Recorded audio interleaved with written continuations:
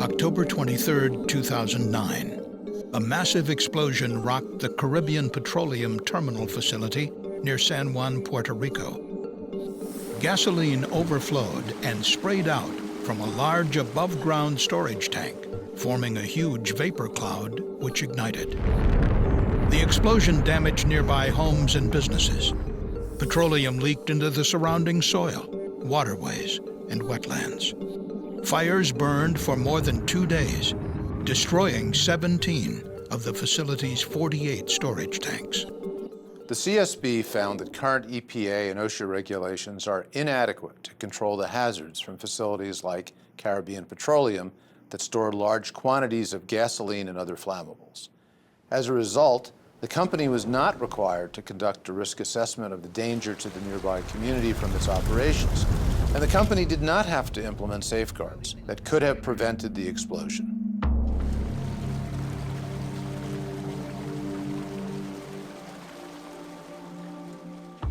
On Wednesday, October 21, 2009, Caribbean Petroleum Corporation, or CAPECO, began a routine transfer of more than 10 million gallons of unleaded gasoline from a tanker vessel docked 2.5 miles from the facility.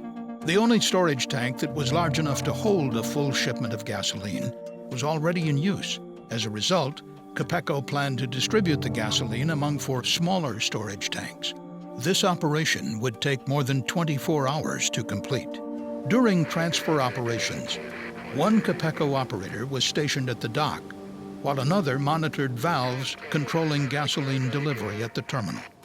At noon the next day, October 22nd, the operators diverted the gasoline into tanks 409 and 411. CAPECO used a simple mechanical device consisting of a float and automatic measuring tape to determine the liquid level inside the tanks.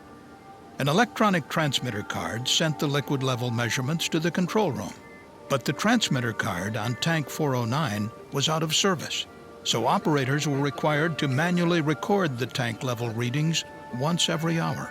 At 10 p.m., the night of the 22nd, as tank 411 reached maximum capacity, operators fully opened the valve to tank 409. At that time, an operator read the level of tank 409 from the side gauge and reported it to his supervisor. The supervisor estimated that tank 409 would be full at 1 a.m. But shortly before midnight, tank 409 started to overflow. Gasoline sprayed from the vents, forming a vapor cloud and a pool of liquid in the tank's containment dike. The CSB determined that a total of nearly 200,000 gallons of gasoline, the equivalent of 20 full tanker trucks, was released from the 6 vents on the tank. On a warm, windless night, the gasoline vapor cloud grew to cover an area of 107 acres.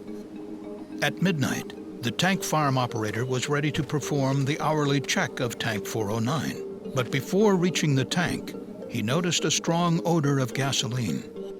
He alerted the dock operator to shut off the flow of gasoline to the tank. The tank farm operator and another operator met the supervisor at the edge of the terminal. There they observed a white fog rising approximately 3 feet above the ground. The supervisor sent one operator to the security gate to stop anyone from entering the site. Then the supervisor and the tank farm operator drove to an elevated point away from the cloud to try to identify the source of the leak. Meanwhile, the pooled gasoline flowed through open valves in the containment dike toward the wastewater treatment area. There, the vapor reached electrical equipment, which ignited the cloud. A flash fire raced back toward the storage tanks. 7 seconds later, there was a massive explosion, registering 2.9 on the Richter scale. The time was 12:23, approximately 26 minutes after the overflow began. Soon, 17 of the facility's storage tanks were engulfed in flames.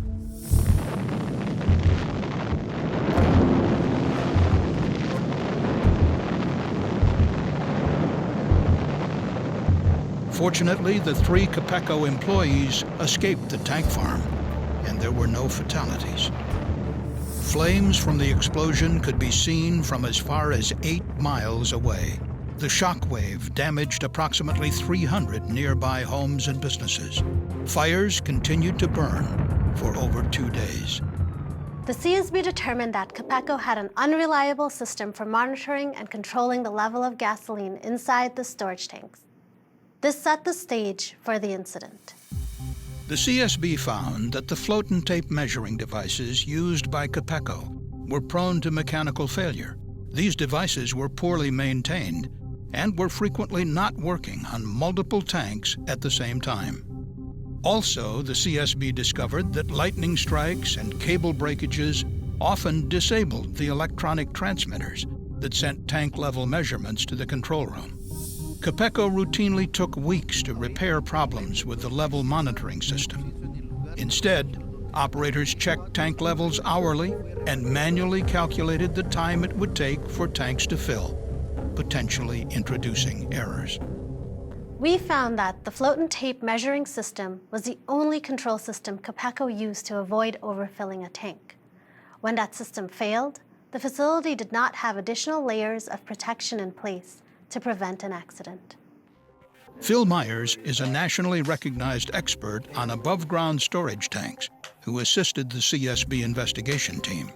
The concept of layers of protection has to do with safeguards that are in place to prevent an incident. Most tank filling operations are, for the most part, governed by a single layer which has to be backed up with other layers. The CSB notes that good engineering practice would have called for at least 2 additional layers of protection at CAPECO, an independent high-level alarm and an automatic overfill prevention system.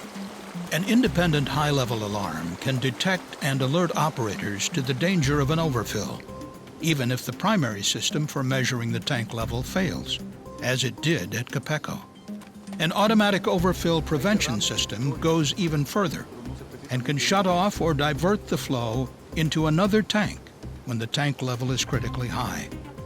The CSB investigation concluded that if both of those systems had been in place and had been properly maintained, this serious accident most likely would not have occurred. But the CSB noted that petroleum storage facilities are not regulated under the same process safety management regulations as oil refineries and chemical plants, handling the same flammable chemicals. There are thousands of terminal facilities around the country storing gasoline and similar flammable substances, often near highly populated areas. That's one reason why these facilities should be covered under EPA's risk management program, which would require those companies to develop off-site consequence information to allow the public to learn about potential dangers. Also, the CSB discovered that current EPA requirements under the Clean Water Act only require that petroleum storage tanks have a single layer of protection to prevent an overfill. In the United Kingdom, in 2005, a similar explosion occurred from overfilling a gasoline storage tank at the Buncefield terminal north of London. The blast caused massive damage to the surrounding community.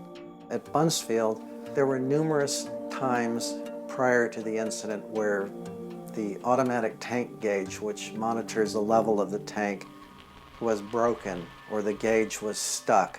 So they failed, but the problem is the management system that did not properly exist there, if it had existed, would have said, okay, that's a near miss, we need to investigate it. What are we going to do about it? How are we going to prevent this from happening in the future? The Buncefield accident resulted in a major investigation and stricter standards for automatic overfill prevention systems in the United Kingdom, using what are called safety instrumented systems, operating at a high level of integrity. In its final report on the CAPECO explosion, the CSB recommended that EPA adopt new regulations for facilities like CAPECO to require that flammable storage tanks are equipped with automatic overfill prevention systems and to require regular testing and inspection, as well as risk assessments. These actions will align U.S. regulations with best practices developed in Europe following the devastating Buncefield explosion. And the board made similar recommendations to OSHA, the American Petroleum Institute, and 2 key fire code organizations. all aimed at preventing tank overfill incidents through better tank instrumentation and controls. Thankfully, no one was seriously injured or killed as a result of the explosion and fires at CAPECO, but the incident caused considerable damage to the nearby community and environment.